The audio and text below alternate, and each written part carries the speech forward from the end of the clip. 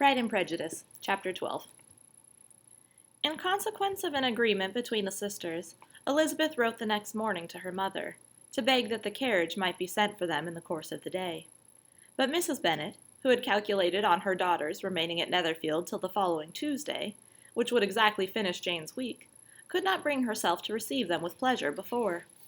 Her answer, therefore, was not propitious, at least not to Elizabeth's wishes, for she was impatient to get home. Mrs. Bennet sent them word that they could not possibly have the carriage before Tuesday, and in her postscript it was added that if Mr. Bingley and his sister pressed them to stay longer, she could spare them very well. Against staying longer, however, Elizabeth was positively resolved, nor did she much expect it would be asked, and fearful, on the contrary, as being considered as intruding themselves needlessly long, she urged Jane to borrow Mr. Bingley's carriage immediately.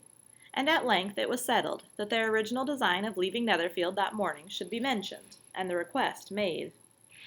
The communication excited many professions of concern, and enough was said of wishing them to stay at least till the following day to work on Jane, and till the morrow their going was deferred. Miss Bingley was then sorry that she had proposed the delay, for her jealousy and dislike of one sister much exceeded her affection for the other. The master of the house heard with real sorrow that they were to go so soon, and repeatedly tried to persuade Miss Bennet that it would not be safe for her, that she was not enough recovered. But Jane was firm when she felt herself to be right. To Mr. Darcy it was welcome intelligence. Elizabeth had been at Netherfield long enough. She attracted him more than he liked, and Miss Bingley was uncivil to her, and more teasing than usual to himself.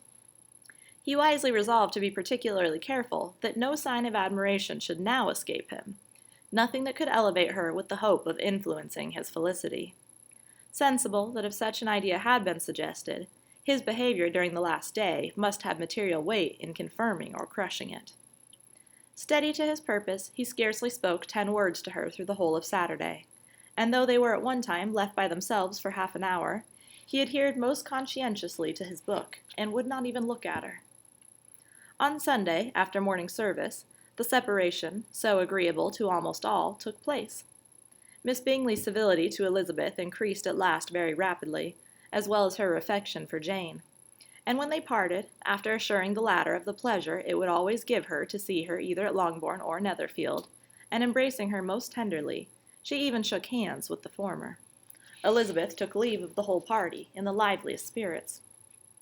They were not welcomed home very cordially by their mother.